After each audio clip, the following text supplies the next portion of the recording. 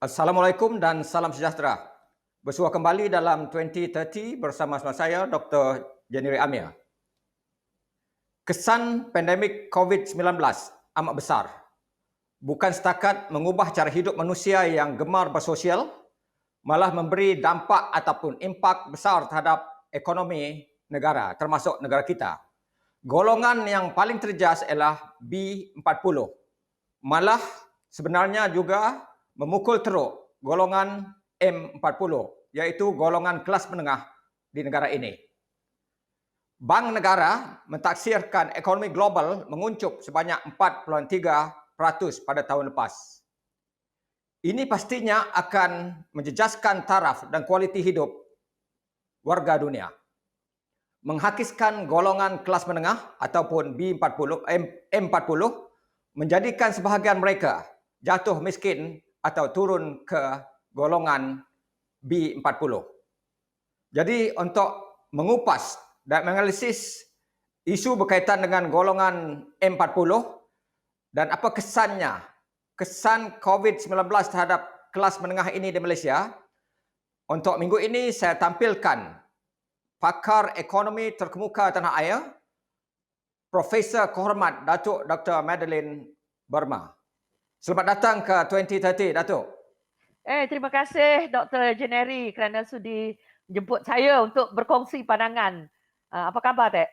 Bagus, bagus. Kita dah lama asyik berjumpa. Thank you. Jadi Thank you kali so much ini for kita inviting me. nak bercakap ya, rasa terhormat dan rasa amat dihargai dapat menampilkan Datuk kali ini. Jadi saya nak mulakan satu soalan untuk meletakkan perbincangan ini dalam satu perspektif atau landasan yang betul. Jadi sebelum kita berbicara lebih lanjut, dapat Datuk jelaskan apa makna ataupun maksud golongan M40 ataupun kelas menengah ini? Terima kasih Dr. Jeneri. Sebelum tu ingin saya beri sedikit latar belakang ya. Sebab kita nak membincang M40. Tadi Dr. Jeneri gunakan satu ungkapan tu, mungkin ramai yang dah tahu, tapi untuk tujuan perbincangan kita pada hari ini. Okey, kalau kita lihat ini secara statistik bukan ataupun secara pecahan, kita ada 100% ya. Contohnya dalam satu negara ada 100%. Jadi kita pecah kepada, biasanya dipecahkan kepada 3. Yang atas sekali dikatakan T20. Kenapa disebut T? T itu sebenarnya top 20%. Top T itu. Kalau tidak kita guna top 20, T lah T. Teratas. 20% dalam masyarakat kita. Jadi maknanya kalau dalam negara kita ada 100 orang, so yang atas 20% tu dipanggil T20. Dan yang tengah-tengah tu yang dipanggil M40, middle, pertengahan. So sebab kita ni kan masih lagi menggunakan istilah bahasa Inggeris, maka kita gunakan bahasa Inggeris, tak lari lagi. So itu yang kita gunakan, middle 40%, pertengahan. Okey? Dan yang satu lagi ialah kategori yang digelar sebagai B40 ataupun bottom 40%. Kalau dulu sebelum saya jelaskan tu, dulu kita tidak mengkelaskan begitu. Kita kelaskan berdasarkan miskin, tak miskin. So kita gunakan dua kategori saja. Either you are poor or you are non-poor. Dan kita guna satu garis pendapatan, kami ambil, kita orang ekonomi gelar pendapatan garis kemiskinan, PGK. Itu dia letak satu angka, satu pendapatan yang dipersetujui di parlimen dan sebagainya. Siapa yang jatuh di bawah tu digelar sebagai miskin. Siapa yang berada walaupun bezanya 1 sen, maka dia digelar sebagai non-poor. Ini yang menimbulkan masalah. Tapi sejak kebelakangan ini, dengan berlakunya peralihan dari segi ilmu melihat cara mengkaji kemiskinan dan juga ketidaksetaraan, sekarang kita tidak lagi menggunakan perkataan miskin. Selalunya lah. Sekarang. Tapi orang seperti saya masih lagi mengkaji kemiskinan, kami gunakan istilah lain.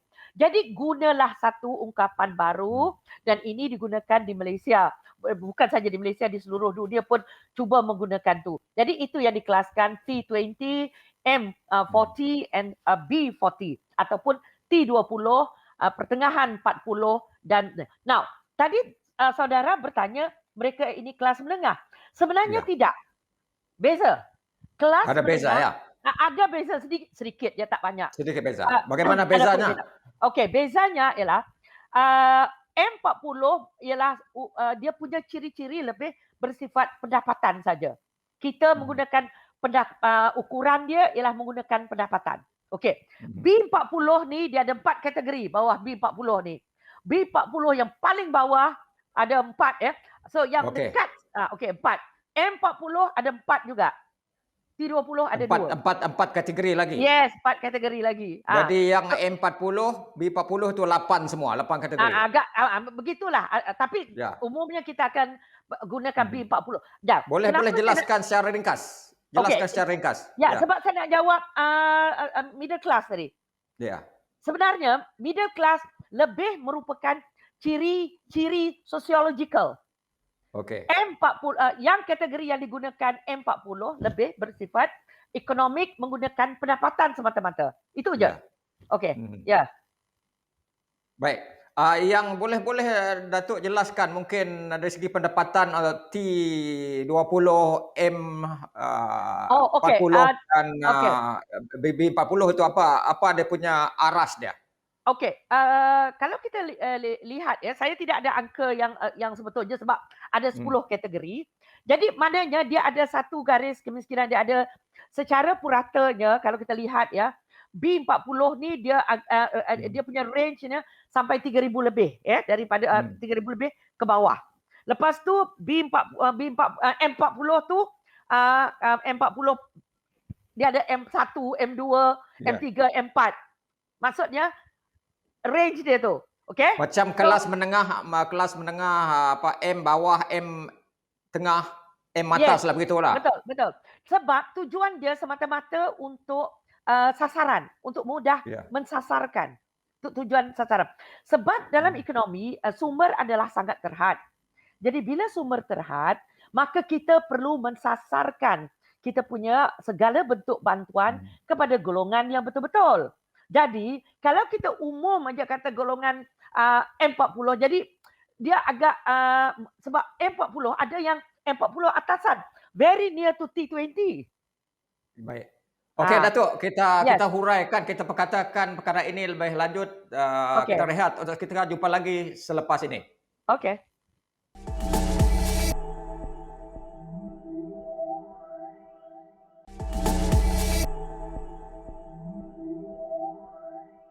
Baik Datuk, tadi Datuk perincikan tentang kategori T20, M40, B40.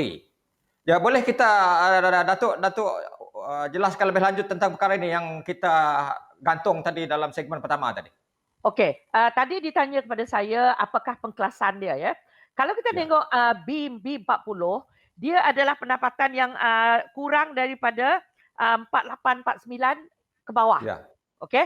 Now, M40 will start dengan 5336 sehingga ke kategori ini ya. Sekitar 10,000 lebih. So, range dia sangat besar. So, jadi kalau kita tengok range M40 ini yang ramai kata mereka ini adalah golongan middle class.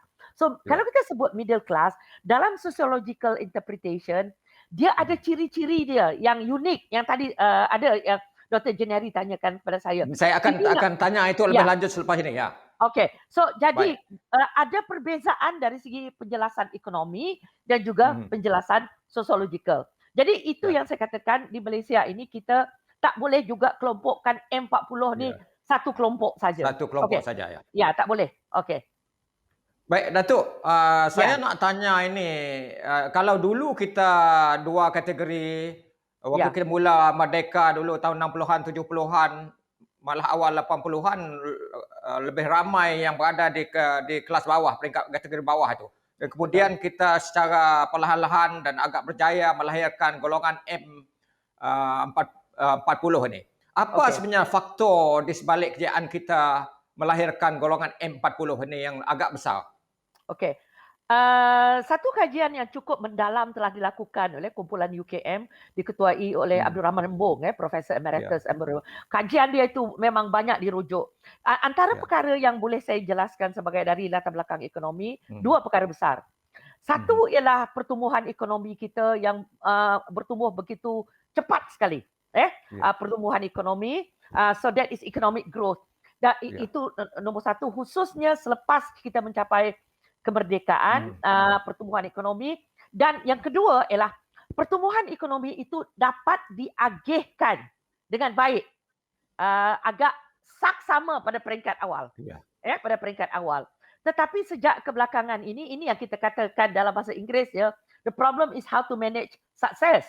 Dulu lebih mudah untuk kita sebab jumlah orang yang miskin hampir separuh daripada rakyat kita miskin ketika itu. Jadi segala usaha untuk mengagihkan ataupun menyelesaikan masalah kemiskinan lebih mudah sebab you bawa satu ringgit tu boleh digunakan senang. Sekarang you nak mencari orang miskin, kos mencari satu orang miskin begitu tinggi sekali. Jadi sekarang kita berhadapan dengan situasi mengurus kejayaan, itu nombor satu. Jadi maksudnya di sini ialah kita our growth, sini yang kita gelar growth with redistribution. Pertumbuhan dengan pengagihan. Maksudnya? Maksudnya di sini ialah segala bentuk pertumbuhan yang negara kecapi pada ketika itu dapat diagihkan. Khususnya melalui dasar ekonomi baru, dasar pembangunan negara kita yang banyak kita lakukan ketika itu. Tetapi sejak kebelakangan ini, masalah ini sudah kita lihat sebagai satu masalah yang lain. Dulu kita dapat menyelesaikan masalah yang kita gelar sebagai antara etnik. Tetapi sekarang yang menjadi isu sekarang yang perlu kita lihat dengan lebih mendalam lagi ialah intra dalam etnik itu sendiri. Dalam etnik. So dulu what we call is horizontal inequality, ketakseimbangan mendatar antara Melayu, Cina, India, Iban, Betayu, whatever it is. Sekarang antara Melayu sendiri dan Cina sendiri, Iban sendiri, Betayu sendiri dan sebagainya. Itu lebih penting sebab T20 Iban, M40 Iban, B40 Iban. Jurang itu kalau tidak diurus dengan baik, itu yang menghasilkan dinamik yang agak unik sedikit. Dan keadaan ini menjadi lebih sukar lagi dalam persekitaran COVID ini. Sebab dia tidak kenal etnik lagi. Di Sarawak ini sendiri, Datuk. Di Sarawak sendiri bagaimana Datuk melihat peningkatan dari segi keupayaan kita untuk melahirkan golongan M40 ini dalam tempoh 30-40 tahun lalu? Bagaimana? Tidak boleh dinafikan secara Malaysia secara umumnya kita telah berjaya menghasilkan ini yang kita panggil kelas menengah. Orang sosiologi menggunakan istilah kelas. Kami orang ekonomi jarang guna istilah kelas. Kecuali bincang tentang Marxis. Okey, kelas menengah ini berjaya. Satu tadi saya sebut ialah dari segi ekonomi dan yang kedua of course dari segi pendidikan. Pendidikan. Dengan adanya peluang pendidikan yang diberikan kepada ramai daripada rakyat kita, kalau kita tengok sekarang, ini satu yang menyebabkan kita berjaya mewujudkan kelas menengah, economic growth with distribution, dan yang kedua ialah pendidikan. Maka kita lihat jumlah, kalau kita lihat kalau primary school tu almost 100%, and then secondary school, cuma kita ada juga kelompok-kelompok kita di Sarawak ini yang kata saya rasa khususnya yang mereka yang di pedalaman dan juga golongan-golongan indigenous kita yang masih lagi ketinggalan. Tapi secara puratanya memang kita telah mencapai sasaran untuk menjadi kelas menengah yang agak jadi besar. pasportnya saya fikir bagi Datuk sendiri, bagi saya sendiri, saya percaya Datuk juga daripada golongan bawahan dulu sama seperti saya B40, malah B40 bawah lagi. Saya fikir semua ini adalah yang menggerakkan kita ke atas itu ialah pendidikan. Pasport ke arah masa depan yang cerah, yang gemilang saya fikir ialah pendidikan yang memungkinkan kita mencapai kejayaan dari segi melahirkan golongan M40 dan T20 ya. Betul, saya sangat bersetuju. Memang seperti saudara Jeneri katakan, ayah saya hanya seorang polis, gaji berapa, tetapi disebabkan oleh pendidikan, maka saya antara keluarga saya banding dengan saudara mara saya yang lain, saya antara yang pertama pergi ke universiti. So, itu yang hebat universiti. Lulus darjah 6. Ya. Oh, darjah 6 ya. Darjah 6. Lepas lulus darjah 6. Common entrance. Yes, zaman dulu ramai saudara mara saya memang tak lulus sampai situ. So pada ketika itu darjah 6, saya rasa dah besar, hebat benar dah tu. And then lepas tu, and then LCE. Selepas itu, senior Tangga candidate. demi tangga ke atas lah. Ya, Sehingga jadi memungkinkan memang Datuk sekarang jadi profesor yang hebat, sarjana yang uh, hebat dan sebagainya, yang terkemuka di hebat tanah tu air. saya tak Baik, pasti, tapi itulah. Datuk, Ya. ini saya nak tanya. Secara ringkas, Datuk ada 45 saat. Apakah kelebihan golongan kelas menengah ini dari segi ekonomi? Okey, golongan kelas menengah ini, satu latar belakang mereka, satu mereka ada pendidikan. Kedua, kebanyakan mereka ini profesional. Kalau tidak profesional pun mereka dalam bidang pengurusan. Okey? Dan yang penting sangat sekali ialah majoriti mereka itu sekurang-kurangnya ada tingkatan 5 ke atas pendidikan mereka. Okey? Nombor 2, mereka ada, tadi saya kata, mereka bekerja. Kalau tidak bekerja pun mereka ada perniagaan kecil atau perniagaan sendiri. Ketiga, mereka ada jaringan yang sangat kuat. They have the network. Okey? Keempat, mereka mempunyai akses kepada banyak maklumat dan sebagainya. Cuma masalahnya semasa COVID, mereka ada juga di kalangan mereka yang jatuh ke B40. Ini yang kita nak katakan selepas rehat. Jumpa lagi selepas rehat, Datuk. Apakah kesan COVID-19 dan PKP terhadap golongan M40 dan juga golongan kelas menengah ini terhadap mereka, dan apa langkah ke hadapan? Jadi jumpa lagi selepas rehat.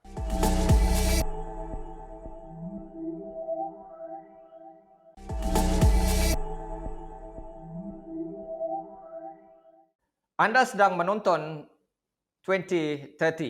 Tetamu saya kali ini ialah Profesor Kehormat Datuk Dr. Madeline, iaitu pakar ekonomi terkemuka tanah air yang berasal dari Sarawak, yang berada dulu berpuluh-puluh tahun dulu berada di M40 dan kini saya fikir dah T20 di atas lah. Saya B40 dulu. Baik, Datuk, kesan sebenarnya. Apa kesannya? Apa kesan COVID-19 dan juga PKP ini terhadap golongan M40 ini? Okey. Pertama sekali, COVID ini meninggalkan kesan terhadap semua orang.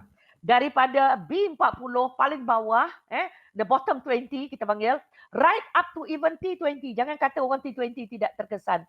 Saya ada kawan yang punya bisnes yang lingkup terus. Okey. Now, tadi soalannya ialah kepada M40. Memang pada mulanya ramai yang menganggap bahawa ia hanya meninggalkan kesan kepada B40 ya. Tetapi kita jangan lupa M40 ni ada 4 kategori. Ada yang kategori yang M yang kami panggil bawah tu ialah M1. Bawah sekali. Yang bawah sekali tu perbezaan pendapatan dia cuma RM1 dengan gaji B40 dengan yang atas. dia B40 ya. Okey, kalau kita tengok kategori itu. Okey, jadi mereka ini, kebanyakan mereka dalam M40 ini seperti saya katakan, mereka ini ada perniagaan. Mereka ini bekerja, majoriti bekerja. Because many of them are dalam kategori yang ada pendidikan at least form 5 ke atas. Okey, dan mereka ni kalau yang dekat atas tu sikit, mereka memang pengusaha besar lah, maknanya medium enterprise ataupun memiliki syarikat-syarikat. Now, bagi kebanyakan kita menganggap mereka ini tidak terkesan. Sebenarnya mereka juga terkesan oleh ni sebab lockdown. Apa itu lockdown? Lockdown ini dari segi ekonomi melibatkan dua perkara. Satu, dari segi production, tak boleh any activity ekonomi. Lockdown means you need to lock down your kilang, your syarikat. Lumpuh lah, maksudnya segalanya lumpuh lah. Lumpuh dari segi production dan lumpuh dari segi penggunaan. So these are two very important factors ekonomi. Jadi bermakna mereka yang punya kilang, mereka yang bekerja, yang bagusnya kerajaan kata mereka diberi peluang. Kalau mereka ada bisnes, berikan mereka bantuan. Okey, pada mulanya mereka tidak menerima sebab tumpuan terlalu banyak diberikan untuk memastikan B40 have food on the table, livelihood dia. Tetapi dan suddenly kita dengar pada peringkat awal selepas prihatin, timbul ramai di golongan M40 yang mengeluh, SMEs. Dia kata, apa pula kami? Kamilah orang yang hire workers, kami ada pekerja. Kami pastikan bisnes kami berjalan. Kami juga bekerja. Dan menyumbang kepada cukai, membayar cukai dan sebagainya. Membayar cukai, juga mereka ini majikan. So itulah kita lihat, macam adik saya terkesan sangat. Dia dah berapa bulan dah, dia kata dia tak dapat gaji. So dia di graduate, tapi itulah dia. Betulkah golongan ini tidak begitu diberi perhatian berbanding dengan B40? Seperti didakwa setengah-setengah pihak? Dia bukan begitu. Dalam perancangan, dia ada konsep priority. Okey? Bukannya mereka tidak diberi perhatian. So kalau kita lihat dari segi tumpuan, tumpuan kalau kita tengok the 340 billion worth of bantuan Ya. fiscal policy, kesemuanya memang kalau kita lihat 3 perkara. Satu, livelihood, kehidupan. Okey, kehidupan. Dan kebanyakan ini ialah B40 dan M40. Dan kedua ialah melestarikan, memastikan perniagaan berjalan, SMEs. Dan yang ketiga ialah ekonomi secara makro. Ya. Jadi saya tidak melihat bahawa mereka ini diketepikan.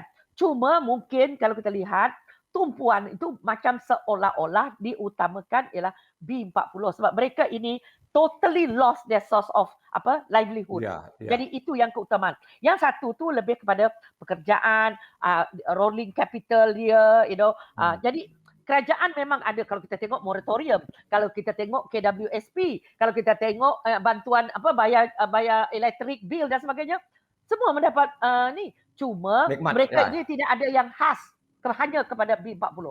So mereka ini sebenarnya ada di situ. So itu Baik. bagi saya ya. Golongan M40 ni penting dalam sebagai golongan yang menggerakkan ekonomi negara yang turut menyumbang kepada pembayar cukai dan sebagainya. Jadi apa bentuk bantuan yang harus diberi kepada mereka ini dan juga apa strategi ataupun apa yang harus mereka lakukan untuk mereka bangkit? Okey. Dalam keadaan krisis kami ada dua pandangan yang sangat berbeza. Ada yang mengatakan inilah waktu yang terbaik untuk melakukan apa yang kita gelar constructive destruction. Ini dalam apa maksudnya itu?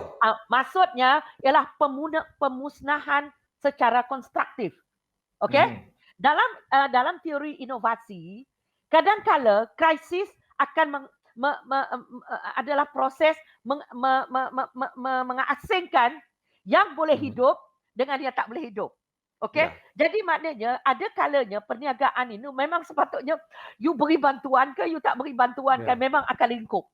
Jadi ini waktu yang terbaik untuk memberi bantuan kepada satu ialah golongan yang syarikat ataupun mereka yang ada potensi untuk bangkit, bangun dan menyumbang kepada pembangunan negara. Okey, itu satu pandangan.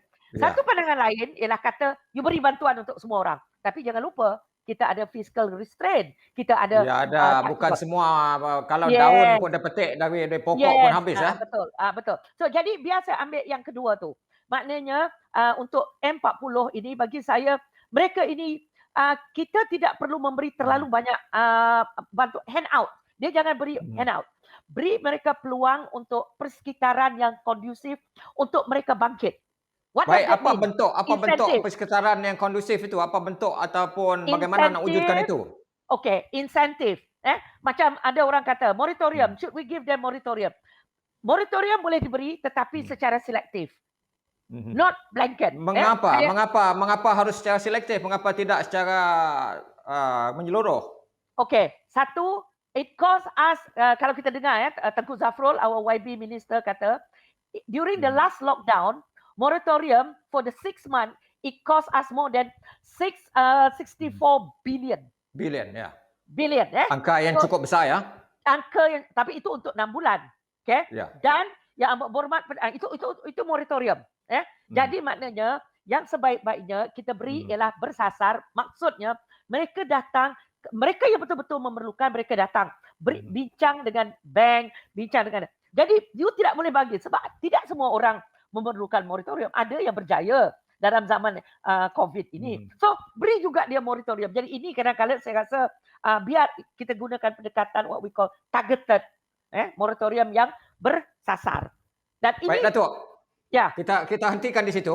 Kita rehat. Kita jumpa lagi selepas ini dan dalam apabila kita bersua kembali nanti saya nak tanya Datuk apakah langkah ke depan, the way forward untuk golongan M40 ini.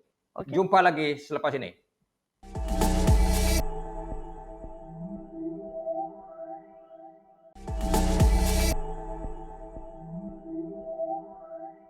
Saya nak tanya ni dalam segmen terakhir ini, apa langkah ke hadapan?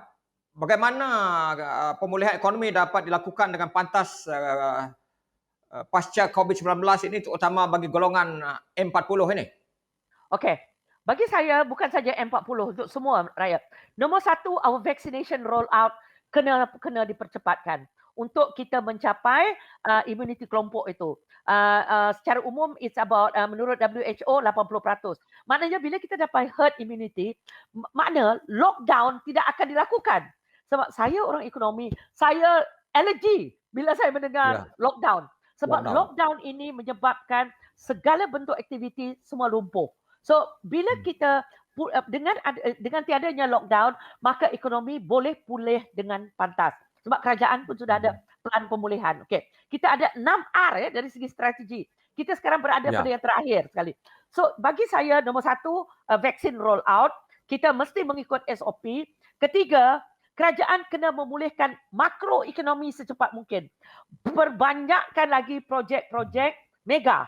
Saya sangat suka mega projek. Ada orang tak bersetuju dengan projek mega ini, harus dikurangkan. Bagaimana ini, Datuk? Tak apa, kita dalam negara demokrasi.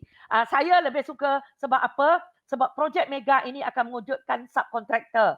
Dia akan mewujudkan peluang pekerjaan. Okey? Yang menjadi persoalan ialah bagaimana projek itu. Yang penting bagi saya dia dapat mewujudkan peluang ekonomi. Okey, itu projek mega. Kesan limpahan yang positif. We call it multiplier effect, kesan pengganda, limpahan pengganda. Okey. Yang kedua, perbanyakkan projek-projek kecil di luar bandar. Sebab ini memberi peluang pada pengusaha-pengusaha kecil kita, kontraktor-kontraktor buat masjid, baiki masjid, jalan raya, whatever you want to do. Yang penting perbanyakkan sebab kita perlu generate economic growth secepat mungkin. Sebab hanya dengan pertumbuhan ini saja mereka dapat balik bekerja. Perniagaan akan berjalan semula. So kerajaan tidak boleh lagi guna handout. Tak boleh lagi bagi saya. Sebab kita bila kerajaan keluar, duit kena masuk. Di mana duit nak masuk? Kita nak tambah cukai lagi. Perlu ekonomi, maksudnya roda ekonomi itu perlu sentiasa digerakkan. Ya, betul. Saya sangat setuju. Dan kita pula sebagai rakyat, apa yang patut kita lakukan? Pastikan kita daftar untuk vaksin, pergi ambil vaksin. Ketiga, pastikan SOP dikawal supaya kes COVID ini turun secepat mungkin dan kita dapat kembali kepada keadaan yang normal sekarang ialah maknanya bekerja macam ni tak ada masalah. Perniagaan perlu berjalan. Pekerjaan perlu diwujudkan supaya orang yang tak ada kerja balik bekerja. Supaya kita dapat kembali kepada waktu atau zaman sebelum COVID-19. Jadi langkah ke arah itu ialah untuk semua pihak, semua peringkat, semua sektor memastikan mereka mendaftar dan mengambil suntikan vaksin secepat mungkin. COVID secepat mungkin. Jadi Datuk, maksudnya apakah yang perlu dari segi dasar ekonomi untuk membantu golongan M40 ini khususnya apabila berakhirnya COVID-19 ini nanti?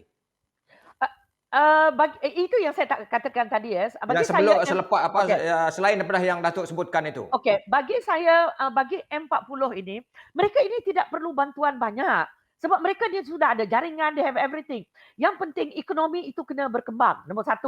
Nombor 2, kalaupun ada yang diberhentikan kerja dan sebagainya, I think that is a different story lah kan. Sebab kita lihat memang bantuan subsidi upah memang sudah ada dan segalanya. Jadi yang penting bagi saya ialah sama ada B40 ke M40, that kategori ialah ekonomi kena digerakkan kembali. And then kalau perlu kerajaan nak memberi juga bantuan sebab I'm not into bantuan. Saya tidak nampaknya Datuk tidak begitu bersetuju sangat dengan bantuannya. Sebab bagi saya dia kita kena sebab pasca COVID ini kita perlu melahirkan masyarakat yang daya tahan yang kuat. Resilient. Yes. So jadi bukan dengan memberi bantuan begitu ya. So tapi jika perlu macam tadi kalaulah perlu kerajaan fikirkan kalau perlu ada satu lagi lockdown, maka saya rasa kita perlu memikirkan satu model baru, iaitu kita perlu memikirkan what we call temporarily basic income. Ya ini pendapatan orang di luar sana ada membincangkan universal basic income. Bahawa kerajaan ini satu idea yang sangat radikal. Tetapi apa itu? Apa boleh huraikan secara ringkas? Maknanya kerajaan itulah kalau kita lihat di negara dulu kalau kita ada masih lagi ada 1MDB, maknanya duit kita berikan bukan kita lah kerajaan menyalurkan dalam masa 1 tahun berikan golongan miskin ini satu jumlah wang yang untuk membolehkan mereka berada di atas garis kemiskinan. Bagaimana sekarang caranya itu? Bagaimana caranya itu dilakukan? terus berikan, direct, give terus. Tak payah bayar balik. Sebab Masuk dalam bank. masuk dalam bank, beri kepada mereka. Ya. Tapi macam saya kata, ini satu pandangan yang sangat radikal dan Radikal, itu ya. berjaya di negara barat. Di Sebab mana itu berjaya? Di mana? Oh, di negara Contoh Nordic, negara. negara yang berjaya dengan ada sovereign fund. Seperti kita ada sovereign fund Ya. dulu, 1 MDB. Maknanya, Ya. untuk golongan miskin, berapa orang aja golongan termiskin. Bagi Ya. terus duit itu kepada dia, sebab sekarang bantuan hanya 300, 500, tak cukup. Ke sana pun tak cukup, ke sini pun tak cukup. Jadi dengan duit satu tahun itu, bagi mereka mungkin sekarang pendapatan garis kemiskinan ialah 2208. Beri mereka 2208 untuk 1 tahun. Dia usahakan. Bagaimana dia nak usahakan? Selepas itu, that's it. Baik, Itu Datuk. dengan, ya. Kerajaan Malaysia, Kerajaan Persekutuan dan Kerajaan Sarawak akan membentangkan bajet Betul. dalam beberapa bulan lagi. Ya. Sebelum hujung, biasanya bulan 10 begitu. Bulan 10, Ya. bulan 11 untuk Sarawak. Selalu ya bulan 10. Jadi apa agaknya yang perlu diambil kira? Apakah harus disuntik, dimasukkan dalam belanjawan itu bagi menggerakkan ekonomi, khususnya membabitkan golongan yang disebutkan oleh Datuk tadi? Okey. Dalam Bagi 1 saya- minit, Datuk. Dalam 1 minit. Okey, 1 minit. Domestic investment. 2 ialah digital economy kita mesti digerakkan. Macam mana sekalipun, sebab kita pelaburan asing agak sukar sekarang sebab rakan dagang kita pun menghadapi masalah.